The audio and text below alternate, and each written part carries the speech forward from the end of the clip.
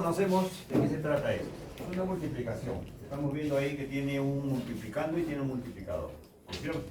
Si normalmente tenemos estas dos cifras, por ejemplo, vamos a tener un producto, ¿no? En este caso 10, ¿ya? Multiplicar 5 por 2. ¿Qué cosa vemos acá? Que si aumentamos uno de ellos, finalmente el producto se va a alterar. Si aumentamos el otro, igual el producto se va a alterar. Y si aumentamos los dos, el producto necesariamente se va a alterar. ¿No es cierto? ¿Qué quiere decir esto? Que hay una relación directamente proporcional. Así se llama, así se interpreta en matemáticas.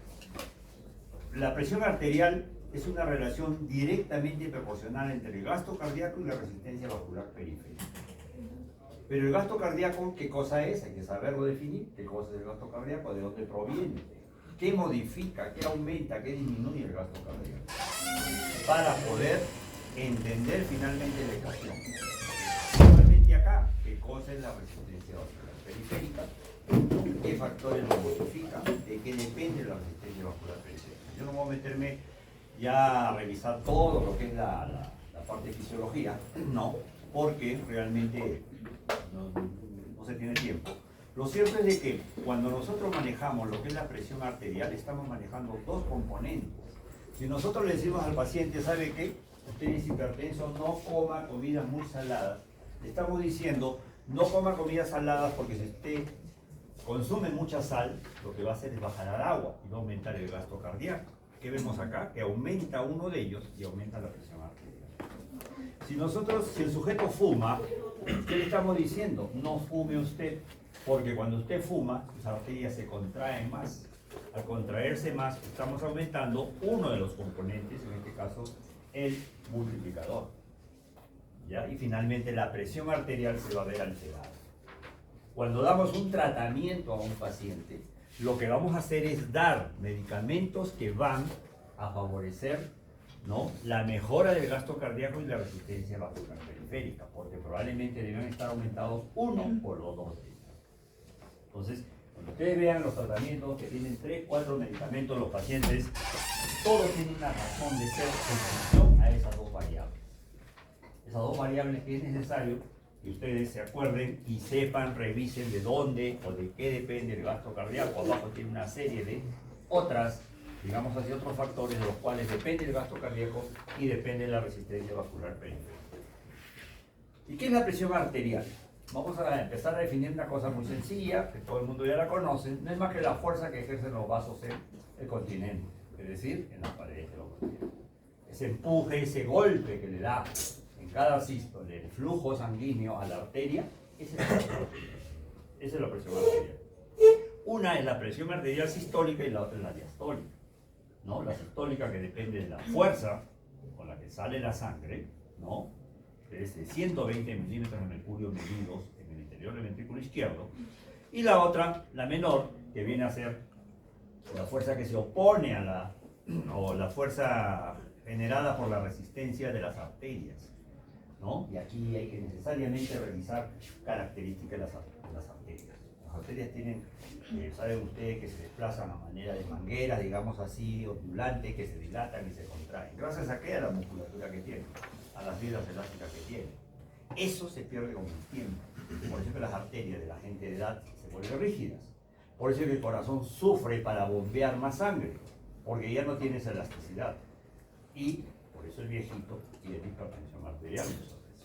¿No es cierto? Todo va a depender cuán duras o rígidas pueden estar sus arterias. Igual del paciente que fuma. El paciente que fuma tiene vasoconstricción sostenida permanentemente y su presión es indudable que se va para arriba. ¿Qué es la presión arterial media? No es el promedio de la presión arterial. No es el promedio de la presión arterial. Es la presión con la que cada órgano vive. Es la presión que cada órgano necesita para cumplir sus funciones en general. Ustedes entienden, por ejemplo, de que aquí en la avenida San Carlos deben existir debajo de la pista, ¿no?, deben existir grandes tuberías que traen agua potable a la universidad, ¿no?, que traen una enorme presión. Por eso los tubos son gruesos, no son tubos delgaditos como los que llegan aquí al baño de este piso. ¿No es cierto? Quiere decir que la presión allá es alta y la presión acá es baja, ¿verdad? Entonces, ¿qué cosa sería la presión arterial media? La presión con la que una habitación o un baño permanece, necesita. ¿Necesita esa presión de allá? No. Es una presión que va disminuyendo progresivamente conforme va disminuyendo el calibre de las tuberías, ¿no es cierto? Igual es el cuerpo humano. La presión del ventrículo izquierdo es 120, perfecto. Pero la presión a nivel de los capilares, que entrega el oxígeno a cada una de las células, será 120, ¿no? Recuerden que cada cavidad cardíaca tiene sus propias presiones. Por lo tanto, debemos entender entonces que la presión arterial media es un promedio, digamos así, general, no de la presión arterial, sino de los que necesitan, o de la presión que necesita cada órgano para funcionar. El cerebro tiene su propia presión, ya cuando veamos sistema nervioso vamos a ver regulación cerebral. Cuando veamos riñón, regulación renal, ¿no? Y entonces, eso es lo que hay que entender, ¿no? El riñón necesita una presión arterial media de 60 milímetros nada más. A mí me das tú 60 milímetros de mercurio y yo cumplo con mi función. ¿Cuál es mi función? Eliminar venenos a través de la orina. Me das menos, ejemplo, choque hipovolémico, porque es menos presión arterial media. Me das 30-20, no orino, me quedo con los venenos, intoxicas. ¿No es cierto? El cerebro es igual también. ¿Y qué cosa sería entonces la hipertensión arterial? Ya es la presión que está crónicamente elevada y que va a generar daño. ¿En dónde? En los órganos donde llega la sangre. ¿Y dónde llega la sangre? En todo el cuerpo. ¿No es cierto? Entonces hay que entender esto como una cuestión sistémica, como una cuestión crónica, ¿no? Que parte de la alteración de lo que es la normalidad. ¿Ya?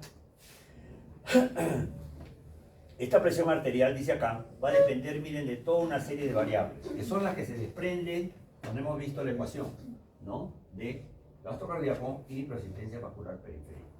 Es decir, una serie de factores juegan ahí para poder determinar finalmente una presión promedio, que es la que tiene cada ser humano y que se consigue a través del aparato para tomar la presión arterial. Entonces no se trata solamente de tomar la presión arterial. Nosotros hacemos simulación en clínica médica 1, ¿no? Los pacientes, porque los chicos les toman la presión a los pacientes, preguntan, ¿qué significa, doctor? Tiene 11, 6. ¿Qué significa 11? ¿Qué significa 6? ¿Es bueno? ¿Es malo? ¿Cuánto debo tener? Todas esas cosas el alumno aprende allí en simulación, ¿no? Que todo eso tiene que saber explicarle al paciente, saber graficar lo que estamos viendo. Ya las autoridades en este tipo de problemas van a dar o dan una serie de cifras que es necesario acá señalar lo siguiente. Ustedes ven, dice acá 130 a 139. Es una normal alta. Normal alta. Pero mira, te pasas 1 milímetro y ya tú caes dentro del grupo de hipertensión, ¿no?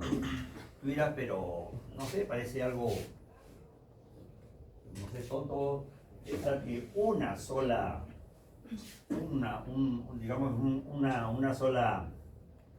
movida de la aguja te determina entre 130 y 140 y ya entras en el grado de hipertensión arterial.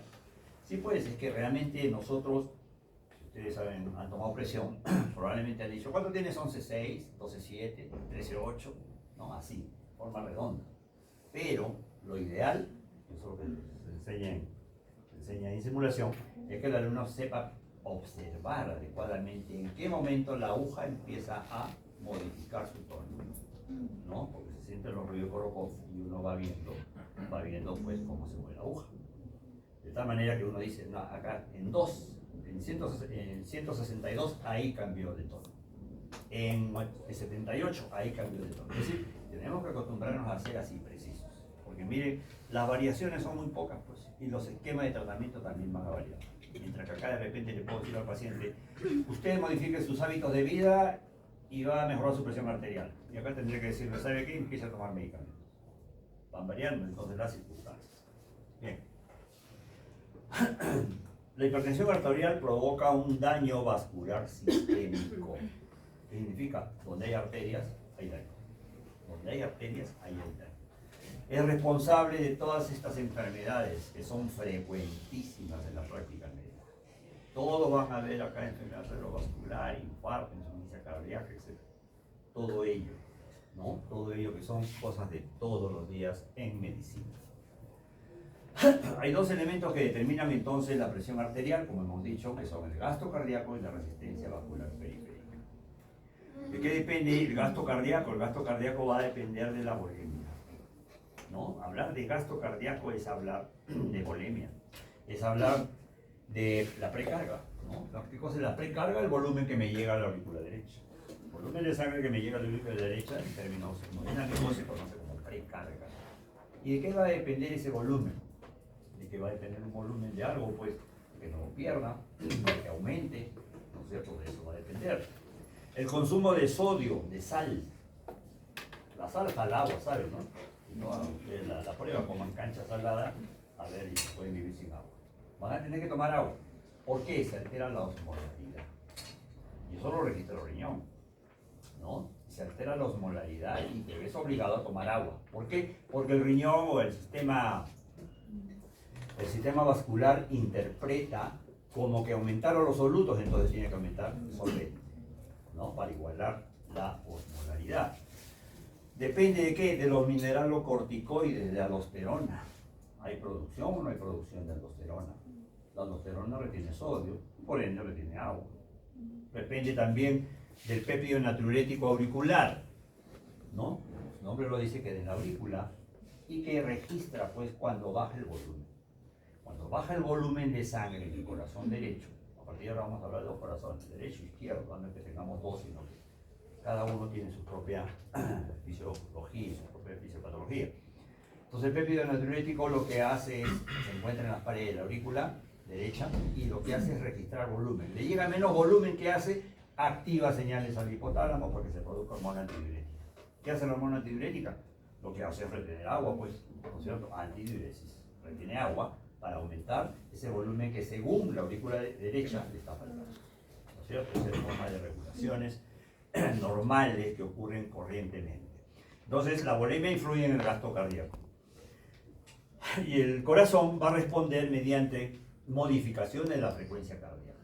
Le falta más agua, protesta y acelera, pide más, late más rápido. Se va a contraer, ¿no? De una forma mucho más efectiva gracias a la ley de Frank-Starling, ¿no? Volumen que te llega, volumen que botas. Te llega poquito, bota poquito, te llega bastante, bota bastante. Eso mientras tu corazón esté funcionando, eso es la ley de Frank-Starling. Y la resistencia periférica, ¿de qué va a depender? De una serie de sustancias humorales, ¿no? Sustancias vasoconstrictoras y sustancias vasodilatadoras, ¿no? El tabaco estimula la salida de una serie de sustancias vasoconstrictoras, ¿no? El estrés genera liberación de noradrenalina, y así, una serie de sustancias. La endotelina interviene en la patogenia de lo que es la formación de la placa aterosclerótica, ¿no es cierto? Todos ellos van a modificar en mayor o menor medida, sobre todo contrayendo, que es lo que interesa, ¿no? Los vasos sanguíneos. Cada uno tiene su papel, juega un rol importante en determinado momento. Lo cierto es que en esencia, como hemos dicho al inicio, aumenta uno, aumenta la presión arterial. Se modifica uno de ellos, aumenta la presión arterial. Se modifican los dos, con mayor razón. La resistencia vascular periférica también va a depender de factores neurales, ¿no? Saben ustedes que hay fibras aferentes y fibras diferentes que van hasta la médula suprarrenal para liberar la adrenalina y noradrenalina. Situaciones de estrés, sobre todo, ¿no es cierto? Situaciones de estrés que van a generar ello. Aparte de otros factores locales donde también las características de la sangre son necesarios recordarlos porque modifican de alguna u otra manera todo ello. Bien. Bueno, acá no vamos a entrar en detalle de qué depende el volumen minuto, de frecuencia cardíaca, de carga sistólica, precarga, postcarga, etc. La resistencia vascular periférica va a depender de la longitud de los vasos, de la viscosidad, del radio, etcétera, etcétera. Todo ello modificable por una serie de sustancias, como hemos visto, de tipo humoral. La hipertensión arterial es de causa desconocida. ¿Ya? Aunque parezca, digamos, la mayoría de pacientes que tienen presión arterial, 95%, son de causa desconocida. Desconocidas o esenciales, la mayoría. ¿Ya? Pocas 5% obedecen a algo que está generando problemas, probablemente en la resistencia vascular periférica o en problemas en el gasto cardíaco. ¿Ya? Es decir, tienen una causa conocida. Cuando tienen causa conocida dejan de ser esenciales. Pero la mayoría de lo que ustedes van a ver y van a tratar son de causa desconocida. Donde juega un rol importante el sodio, donde juega un rol importante el estrés. Vamos a ver de qué manera.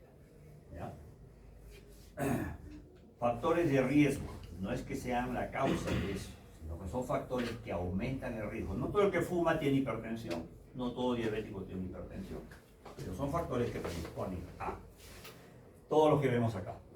La obesidad, ¿por qué? Por la longitud del vaso, pues. El corazón tiene que hacer más fuerza porque el obeso tiene kilómetros de vasos adicionales en relación al que es obeso. Entonces el corazón ya no tiene que enviar pues de aquí a la puerta, sino de aquí hasta la salida de la universidad, la sangre, ¿no? Porque necesitan afuera también. Entonces, cuanto más gordo, mayor cantidad de vasos y por lo tanto se establece este tipo de relación. Hay factores acá modificables que pueden ser modificados. Deje usted de fumar, haga usted más ejercicio, no sea sedentario, etc. Pero hay factores que no son modificables. La raza, más frecuente la raza negra, ¿no? El estrés, ¿ya? La edad, como le puede decir, tenga usted 20 años, pues usted de 60, tenga ahora 20, ¿no es cierto? No se puede modificar. Pero el consumo de sal sí, sedentarismo, obesidad, etc. se puede modificar, hay medicamentos, hay estilos de vida, etcétera, etcétera. Bien. En la hipertensión esencial es necesario recordar, necesariamente hablar del sodio. ¿Por qué? El sodio, si yo les pasara acá un plato de comida, pedido del restaurante, a todos, lo mismo, muy pocos serían los que me van a decir seguramente, le falta sal. ¿No? Es decir, tenemos calibrado genéticamente ese top, digamos así, de sal que necesitamos los seres humanos. Cuando ustedes comen un pan, todos saben que tiene un puntito de sal y a todos les parece normal, ¿verdad? Pues bien, pero va a haber uno por allí que va a decir, esto está desabrido, le falta sal. Oye, no, pero está bien, ¿no? No. Entonces, ¿qué quiere decir esto? De que todos tenemos calibrados, regulados, algo así, ¿sí? Nuestro nivel de sal, nuestro nivel de sal. Correcto, pero por ahí hay alguno que cree que le falta sal a la comida. Eso lo hemos visto permanentemente en la casa misma, ¿no? El papá a veces echa un poquito más de sal, pero papá está bien, no coma mucha sal, la presión, etcétera, etcétera. Eso ocurre. Pues bien, ¿qué es lo que ocurre cuando uno consume mucha sal? Aumenta la natremia, pues. ¿No es cierto? Aumenta la natremia. Tenemos, repito, estamos en equilibrio, solventes con solutos. Tenemos una molaridad de 180-300, ¿no es cierto? Lo normal. Pero ¿qué pasa si yo subo el solvente? Perdón, el soluto. Subo el soluto, subo el sodio. El organismo dice, te has disparado, yo también quiero dispararme. Sodio jala agua. Jalo agua. ¿Cierto? Bien, si jalo agua, ya estoy aumentando ¿qué cosa? El gasto cardíaco. La precardio. ¿Cierto? Entonces, cuando el organismo nota que hay alteraciones en la osmolaridad, y eso lo hace el riñón, ¿sí? Se activa el sistema renina-angiotensina-aldosterona. ¿Ya? El aparato intraglomerular libera renina. ¿Cuál es su afán? ¿Subió el sodio? Pues tenemos que subir el agua. ¿Cómo hago? Jalo agua. Finalmente eso es lo que va a hacer. Pero jalo agua de dos maneras. Una de ellas no le conviene al organismo, que es contrayendo también las arterias. ¿Para qué? Para que haya mayor sangre que regrese al corazón derecho. Entonces, se activa el sistema renina, se activa el angiotensinógeno, etcétera, pasa todo ello. Y el angiotensinógeno, el angiotensina 2 es un potente vasoconstrictor. ¿Sobre quién va a actuar? Sobre la resistencia vascular periférica. Pero también miren cómo el sistema renina-angiotensina va a liberar aldosterona y hormona antidiurética. La aldosterona retiene sodio, retiene agua. El sodio va a retener agua, ¿no? Y de esta manera va a aumentar el gasto cardíaco. Entonces los sujetos que consumen más sal, miren, se alteran las dos cifras, pues. se alteran las dos cifras. Y cuando yo encuentro las dos cifras elevadas, tengo que dar medicamentos para ello, medicamentos para esto. Aparte de algún medidas higiénicas que tiene. Consuma menos sal, haga más actividad, ¿no? Tome sedantes, etc. Una serie de cosas. Con la idea de bajar, si se pueden, los dos. De bajar los dos. Por eso al hipertenso le decimos, oye, usted tiene que bajar de peso. Tiene que bajar de peso. No como mis ensaladas. Los gorditos son por lo general de buen comer. El estrés también tiene otra característica. Todos acá van a vivir en estrés, todos hemos soportado estrés, pero hay unos que no los toleran, pues. ¿No es cierto? Hay unos que no los toleran el estrés, no saben manejar su estrés, ¿no? Y eso también es genético, ¿no es cierto? Eso es genético. Entonces, ¿qué significa estar estresado o estresarse más fácilmente que otros? Que hay una mayor descarga de noradrenalina por parte de la médula suprarrenal, ¿no es cierto? Al haber esto, va a haber un estado de contracción. Recuerden ustedes que nosotros tenemos las arterias semicontraídas. No están cerradas, no están dilatadas, están semicontraídas. Si nosotros le añadimos un poco de adrenalina a esto, las arterias se contraen un poco más. Se contraen.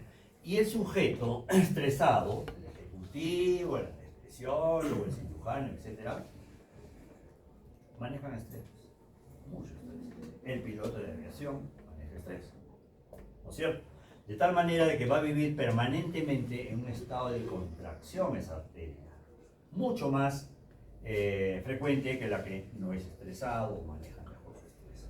Entonces, estos pacientes que tienen catecolaminas elevadas, se dice que tienen hipersensibilidad a las catecolaminas, es decir, tienen una serie de otras manifestaciones, por ejemplo, tienen diarrea, le suda las manos, este tipo de manifestaciones, este tipo de cosas. Entonces, el aumento de catecolaminas, repito, lleva una contracción sostenida de las arterias. ¿Y qué traduce esto? Aumento de la resistencia vascular periférica. Hasta ahí, digamos, estado de contracción de las arterias, el corazón bombea. Si la arteria no está contraída en forma normal, va a estar tranquilo el ventrículo izquierdo. Pero si la arteria ya le está poniendo resistencia, ya no tiene diastólica, no tiene 70, 60, tiene 90, 100 de diastólica, el corazón tiene que hacer más fuerza. Tiene que hacer más fuerza porque se está poniendo pues la salida de sangre. Yo tengo que llevar sangre hasta la última célula del cuerpo humano. Pero esa resistencia no me deja enviar. No sé si me entienden el concepto de lo que es el motor y la vía por donde viaja la sangre para llegar finalmente a la célula. Bien. La fisiopatología de la hipertensión arterial nos dice de que la presión arterial pierde sus mecanismos de regulación. Pierde los mecanismos de regulación. Los órganos, todos los órganos del cuerpo humano tienen mecanismos específicos, por eso a veces no le digo una clase entera, el mecanismo de regulación nada más de los órganos del cuerpo humano, porque, repito, todos tienen una presión arterial media que difieren muchas veces de órgano, ¿no? Entonces no es constante, no es una cuestión que a todos se les puede calificar igual. Papel importante juega también la microcirculación. Este es un capítulo, un detalle que muchas veces olvidamos, no le damos la importancia requerida o necesaria, pero esto es fundamental. Esto vendría a ser algo así como el caño, digamos acá, que tenemos acá al costado, ¿no? El cañito por donde llega ya un chorrito de agua. No es el volumen de agua o el chorro que está pasando por la avenida San Carlos de esa matriz troncal, ¿no es cierto? Es un chorrito. ¿Y cómo regulan ustedes el chorrito? Abriendo y cerrando el caño. ¿Qué vendría a ser eso? Los esfínteres precapilares, que eso sí obedecen a la contracción y a la relajación. Ellos son los que regulan la entrada, acá estarían las células, acá adentro, ¿no? Le deja su oxígeno y bota su CO2 y se va por la vía venosa, ¿no es cierto? En la microcirculación. De enorme importancia cuando veamos shock, ¿no? De enorme importancia cuando veamos, ¿no?, el compromiso del shock séptico, sobre todo donde estos esfínteres capilares no funcionan y todo se encharca y no hay entrega de oxígeno y todo se vuelve un pandemonio a nivel de la microcirculación sobre todo, ¿no? Que es donde aterrizan los problemas de shock séptico. Entonces, esto es la vía final, digamos así, la arteriola y las metaarteriolas y los capilares finalmente, que son los que van a entregar, repito, los nutrientes a las células, ¿no? Y todo sale por lado venoso. Recuerden lo que tenemos esfínteres precapilares, donde muchas veces en cuestión de shock séptico hay que actuar con determinados medicamentos. Bien, hemos visto lo de la presión elevada, ¿no? ¿Qué significa? ¿Qué ocurre? ¿De dónde viene? El organismo se cuida mucho, sobre todo cuando la presión está tendiendo a bajar, es decir, más bien cuando hay hemorragias, por ejemplo. Saber que hemorragia es una situación muy estresante para cualquier ser humano y el organismo responde. Vamos a ver ahora cómo responde el organismo, ya no cuando sube la presión arterial, sino cuando baja la presión arterial. O cómo hacemos nosotros para bajar una presión arterial. El organismo pone en marcha una serie de mecanismos, ¿no? De respuestas que son inmediatas, así, de 5 a 10 segundos, ¿no? Ejemplo, no sé si han escuchado ustedes o han visto alguna vez qué pasa cuando un anciano se levanta súbitamente de la cama.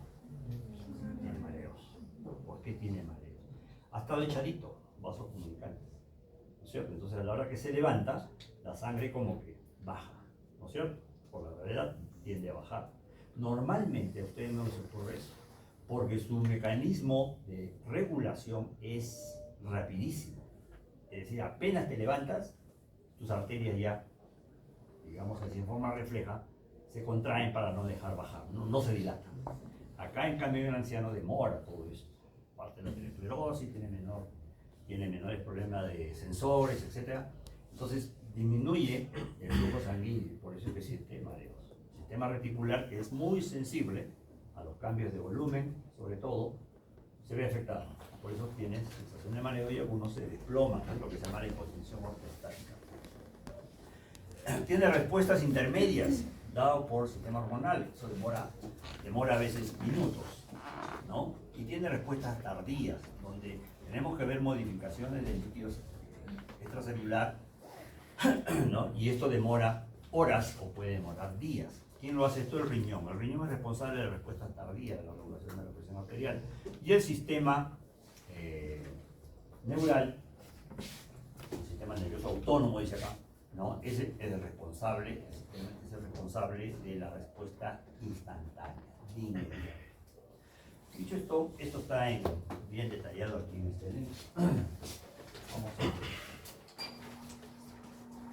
No sé si queda claro esto de los mecanismos. Vamos a tratar de irnos un poquito a la anatomía.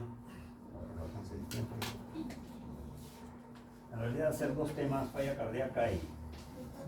¿Cuáles son los mecanismos que de la hipertensión arterial llegan a hacer una falla cardíaca? Ahorita lo vamos a ver qué pasa cuando... Podríamos explicar las dos cosas juntas, pero vamos a tratar de un poquito de dividirlos por cuestiones didácticas.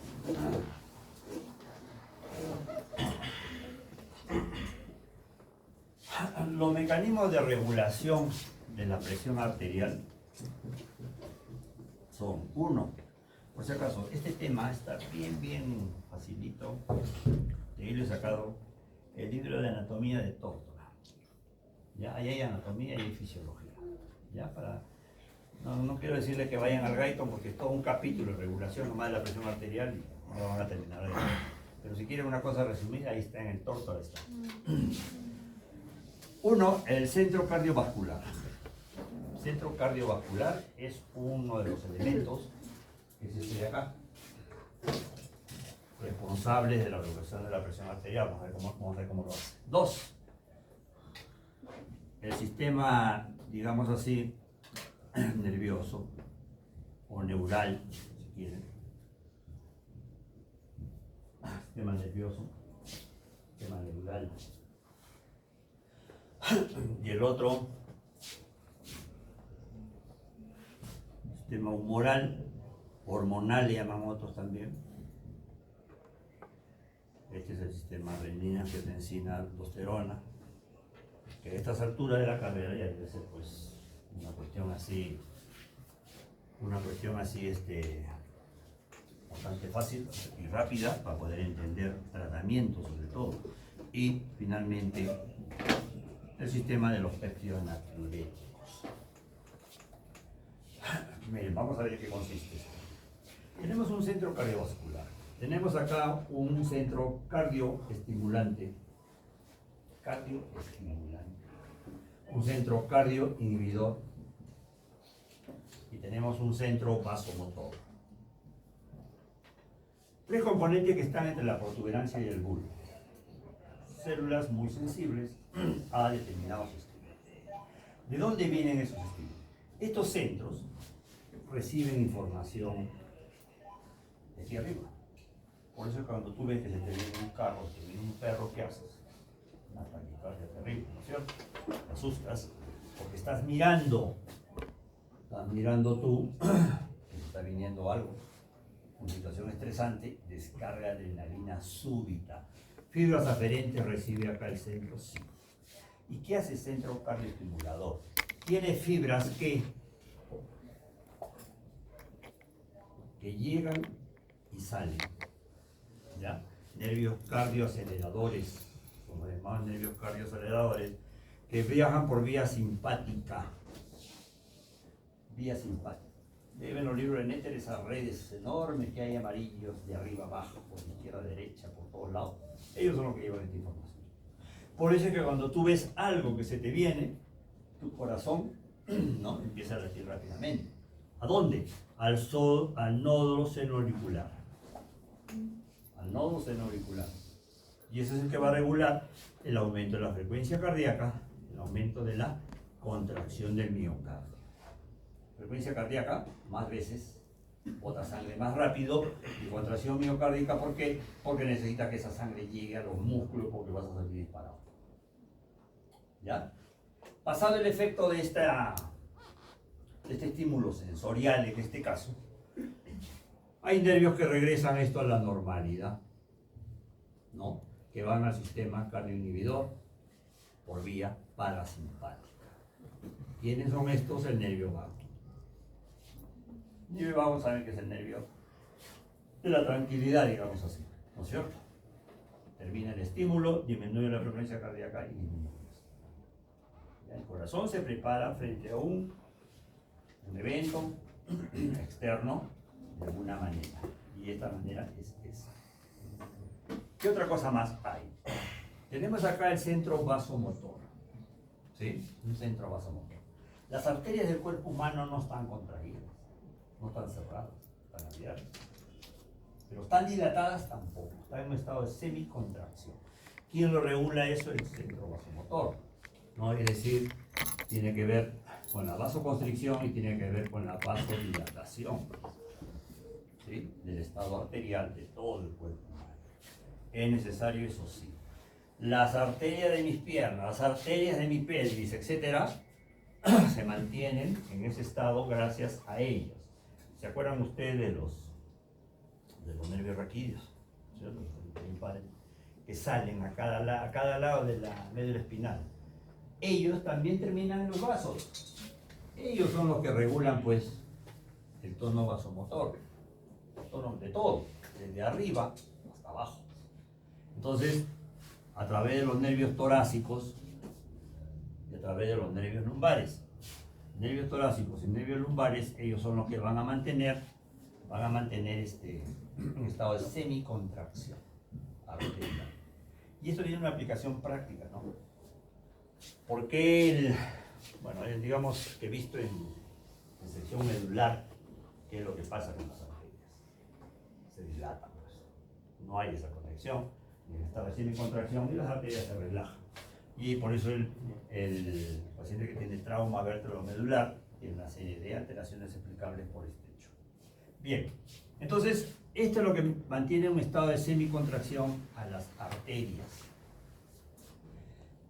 que definitivamente también tiene relación, recuerdan, con lo que produce la médula adrenal, que es la noradrenalina. Bien, ¿qué otro sistema de regulación tenemos? Tenemos un sistema de regulación también que tiene que ver con estructuras nerviosas.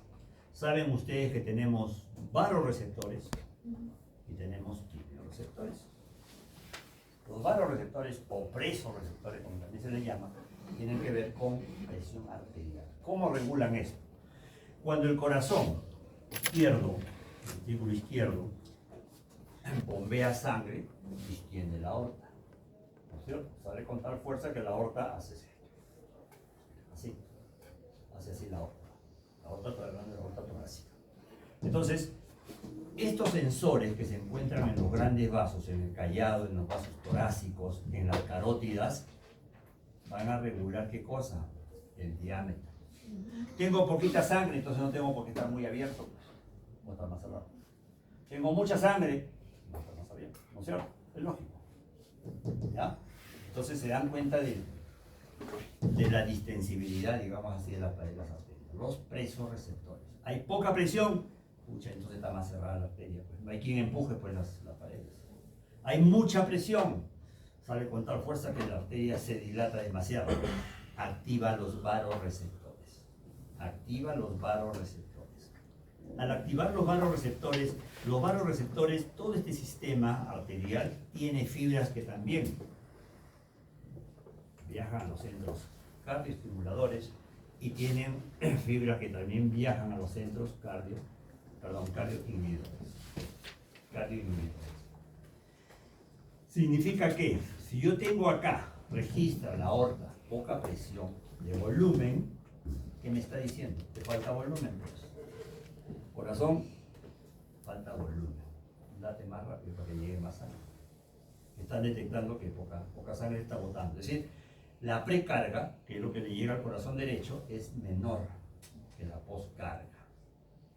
De esa manera, el organismo va a empezar a regular, vamos a complicar acá el nervio de tantas cosas, por un tipo de nervios, por el noveno y acá por el décimo, van a hacer esta función. Unos estimulan y otros inhiben. ¿No? El noveno va a estimular al cardioestimulador y el décimo va a estimular al cardioinhibidor, es decir, al simpático. ¿Ya? Para regular esta falta de volumen que ha sido detectado por los varoreceptores. Esa sangre que está viajando por la aorta también tiene, igualito lo detecta acá, a nivel carótido. ¿Ya? Por eso hay reflejos carotidios y reflejos aórticos. Hay cuerpos carotidios y cuerpos aórticos. Ahora, los quimiorreceptores, ¿qué hacen? Los quimiorreceptores te registran concentración de oxígeno, concentración de CO2 y te registran cantidad de hidrógeno. ¿Qué es este centro que está acá? Es el centro respiratorio. Todo está interconectado. ¿No? Todo está interconectado. ¿Qué registra el centro? El centro respiratorio. Cuando la cantidad de hidrogeniones es muy alta, digamos una infección, una alteración metabólica de alguna naturaleza, se liberan muchos hidrogeniones. Entonces lo que hace el organismo es tratar de botar eso. Son átomos que están libres, que me dan daño. Entonces la idea es botar todo eso. ¿Qué hace? Le dice, oye pulmón, respira más rápido que para botar eso. Por eso el ácido ótico respira mucho más rápido, tratando de botar, de deshacerse de la cantidad de acá. E igual con el oxígeno, ¿no? Se pone ahí con el sujeto. ¿Ven? ¿Quién hace eso? ¿Quién registra eso? Los quimiorreceptores que se encuentran en las paredes de las arterias y que son los que sensan, registran, verifican la calidad de sangre que está pasando por estas estructuras. Después todo eso es su misión. Esa es su misión. Bien. ¿Qué otro sistema de regulación de la presión arterial? Uno entonces, el sistema cardiovascular que está interconectado con el corazón, los vasos, ¿no? Porque esto de acá está saliendo de acá. El otro, ¿quién es? El otro es el sistema humoral, el sistema renina, angiotensina, aldosterona. Yo pienso que esto lo van a revisar más detalladamente, tiene más tiempo en teoría. Cuando existe un déficit de volumen en el corazón, es decir, esta es la precarga, ¿no? Lo que le va a llegar acá al corazón derecho, vendría a ser volumen sanguíneo. cuando llega poco volumen sanguíneo, ley de Frankenstein, cuando llega, ¿qué dice la ley de Frankenstein? Sale. La cantidad de sangre que te llega es la cantidad de sangre que vas a botar. Eso es lo que ocurre a ustedes, si tienen corazón sano. Me explico. Yo a ustedes agarro, les pongo 10 litros de cloruro de sodio. Ya, 10 litros de cloruro de sodio, así uno tras otro, en un tiempo corto. ¿Qué va a hacer tu corazón? Va a latir más rápido porque lo que le estás mandando por las venas lo va a tratar de botar, y va a orinar un montón. Y lo que está mandando por acá tiene que salir por acá, ¿no es cierto? Tiene que salir por acá. Y lo hace rápido, ¿por qué? Porque de acá la sangre todavía tiene que irse a pulmón. ¿Recuerdan? Situación menor. Tiene que irse a pulmón, regresar al ventrículo izquierdo y de ahí botarlo. O sea, tiene que dar todavía toda esa vuelta. Claro, ¿qué va a hacer tu corazón? Va a latir más rápido. ¿No? Le llega mucha agua, bota, bota, bota. Te quedas con lo necesario, litro y medio, lo que constituye los requerimientos diarios. Ahora, ¿qué ocurre en el corazón del viejito? Falla la ley de Frankenstein. Le metes 10 litros acá, pero la fuerza de su corazón ya no es la misma. No puede botar. Peor si ha estado infartado, pues. Peor si tiene insuficiencia cardíaca. Vamos a ver qué pasa en esos casos. Si le vienen 10 litros por acá, tiene que botar una buena cantidad por acá. Pero si el corazón es herido, no puede hacer eso. ¿Dónde se va a quedar los 10 litros? De acá de pulmón, perdón, de ventrículo izquierdo se va a pulmón. Si el corazón menor. Y el pulmón se va a salir todo el agua por los alveolos. ¿Cómo se llama eso? O sea, un anciano que le pones tu cloruro de sodio sin vigilar estos parámetros, lo vas a matar. A ti te pongo y tú los orinas. Porque tu corazón puede hacer eso. Pero un viejito no. Encima, las arterias le ofrecen resistencia a ese corazón. Están más rígidos, están más duros, tienen que hacer más esfuerzo. Entra en falla cardíaca. Entra en falla cardíaca. ¿Ya? Entonces, ¿qué ocurre? Por ejemplo, cuando dos situaciones. Comes comida muy salada, es decir, aumenta el sodio, o que el volumen sanguíneo esté disminuido. Caso de hemorragia. Hemos dicho que en tu organismo trata de mantener, ¿no?, tus solutos con tu solvente más o menos igual. ¿Ya? Tu soluto, esto va a determinar una molaridad, vamos a decir acá, de 300 millones 280, 300 millones. ¿Qué pasa si tú subes uno de esos? Estos son los gráficos que están en el libro de Roy, ¿no? ¿Qué pasa si tú aumentas el soluto? Tu organismo dice, oye, le falta solvente. ¿Qué quiere decir eso? Necesito volumen.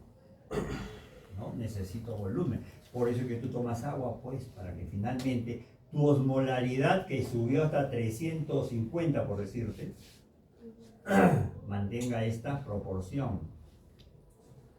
¿Ya? Hasta que simultáneamente esto lo expulses por orina y regreses a los 300. Eso es lo que ocurre normalmente. Entonces, acá tenemos algo interesante. Tenemos la arteriola aferente, que es la que ingresa, y la arteriola eferente. Esto también, chicos, es algo que tienen que revisar. Todo el aparato intraglomerular, si queremos hablar y entender realmente lo que estamos haciendo. Porque es bastante complejo, ¿no? Acá está la parte del tubo contornado distal, la arteriola aferente, que es la que llega. La arteriola aferente tiene una particularidad. Por acá, esto tiene una presión arterial media de más o menos 60 milímetros. Como te digo, le dice al organismo, oye, a mí mándame 60 de presión.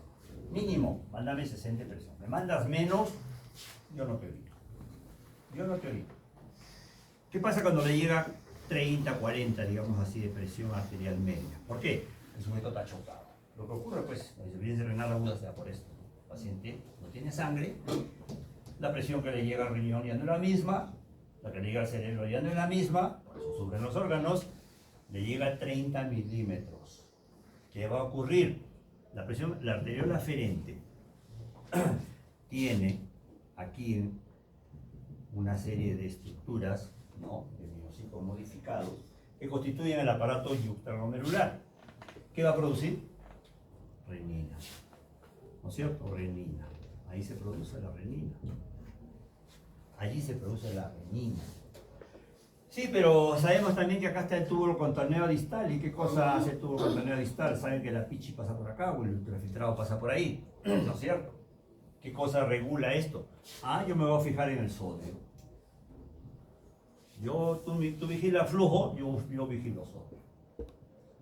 Si alguno de ellos está bajito, como en el caso de que pierde sangre, pierde sodio y pierde volumen. Pierde todo, ¿verdad? Entonces, actuaremos.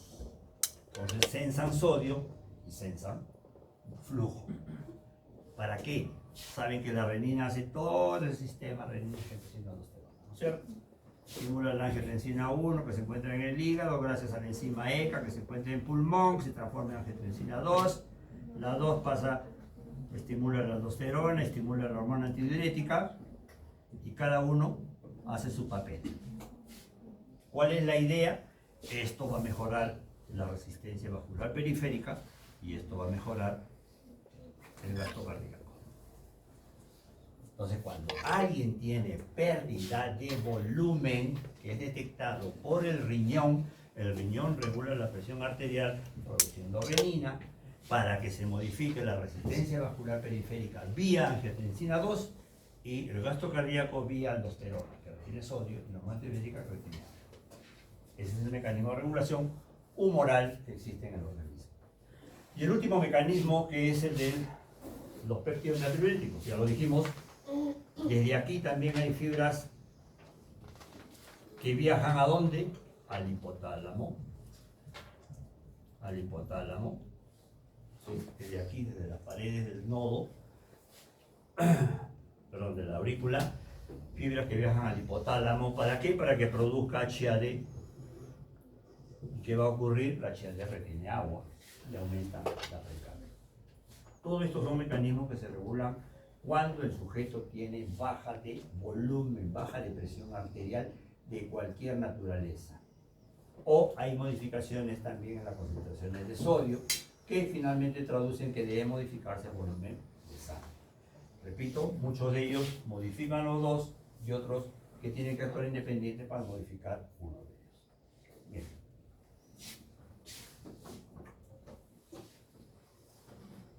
Todo el resto de diapositivas que ustedes tienen allí en clases, esto es para explicar lo mismo que está acá en detalle. Yo les rogaría que ustedes lean el libro de Tórtora porque ahí está un lenguaje bien sencillo, pero hay que leerlo y hay que graficarlo. Si lo vas a leer así, para corrientes, bastante texto, tiene muy pocas gráficas en esa parte, no lo van a entender. Tienen ustedes que agarrar estos esquemas y sobre eso empezar a hacer las líneas, ¿no? Para poder entender de dónde a dónde van las cosas. Bien.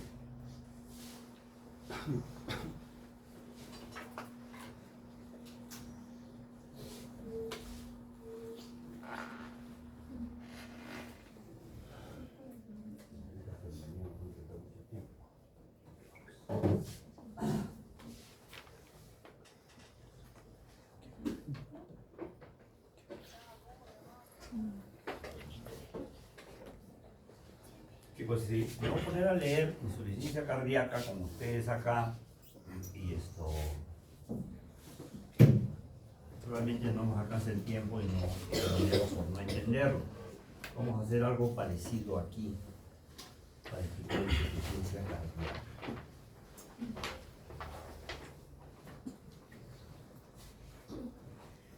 Y a partir del próximo año, en realidad lo que estamos haciendo acá es cómo van a ser las clases el próximo año, ¿no? Ahora que se están integrando, saben ustedes que 4 asignaturas, ¿no? Anatomía, histología, fisiología y embriología, las 4 van a ir juntas. ¿Y cuál es la idea? La idea es que explicarles todo pues, en una semana.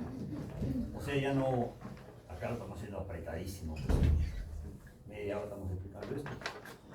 Ahora la idea con... ¿Puedes abrir la puerta, Marín? Por favor. Por favor. Entonces, la idea es hacer todo esto pues en una semana. Es decir, siempre nos ponemos a hacerlo en una semana. Nos vamos a dar cuenta que péptidos natriuréticos están en la pared de las aurículas mediante histología.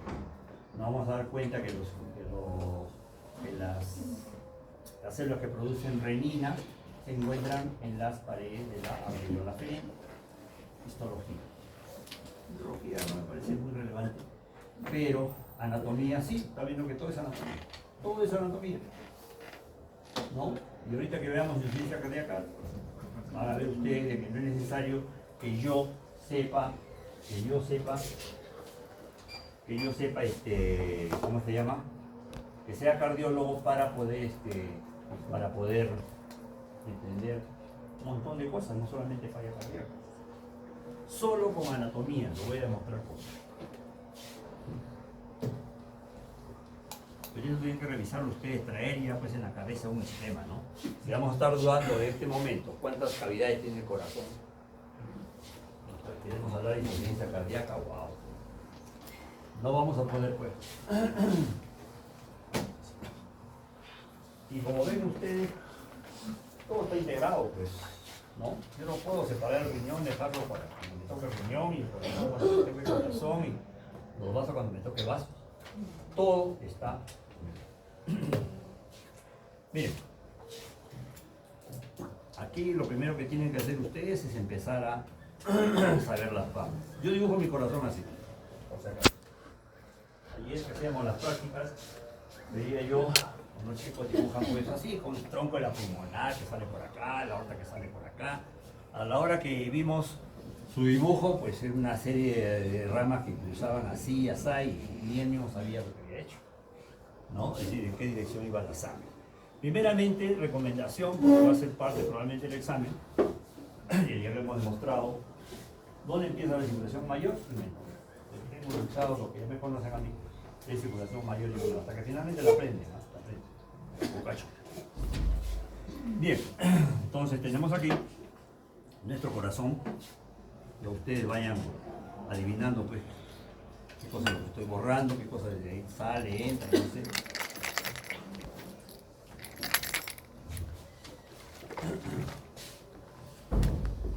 Bien.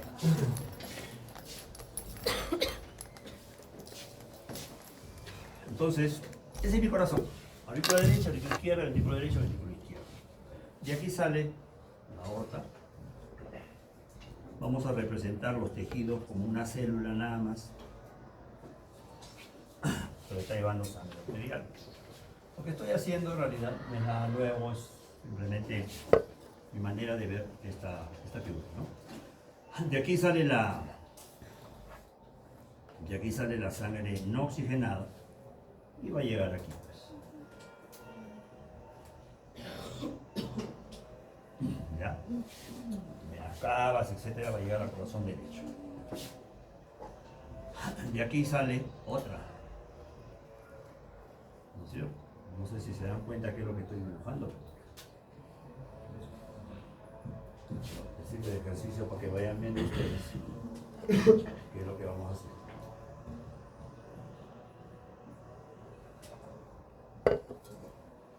Bien, ahí tenemos los dos circuitos, mayor y menor. ¿Sí?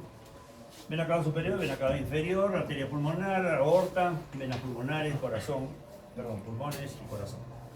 Esta es una célula que puede ser célula del cerebro, célula del hígado, lo que quieran. No es que esté debajo del cerebro del corazón. No, para representar así, quiero decir que la sangre arterial va a todo eso. Punto. Saben que la pared del ventrículo izquierdo es más gruesa que la del ventrículo derecho. Saben que acá hay válvulas con puertas. ¿Sí? La pared del ventrículo derecho.